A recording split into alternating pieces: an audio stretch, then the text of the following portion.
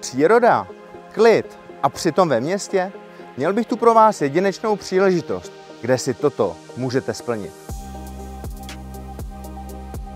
Nemovitost se nachází na okraji města Náchod v klidném prostředí přírody, avšak pouhé 4 minuty autem od centra. Tento dům, určený k rekonstrukci, nabízí dispozici 3+1 s možností půdní vestavby nad celým objektem. Na dům plynule navazuje prostorná stodola, která nabídne parkování a další úložný prostor. Nemovitost procházela postupnými rekonstrukcemi, které naleznete v inzerci.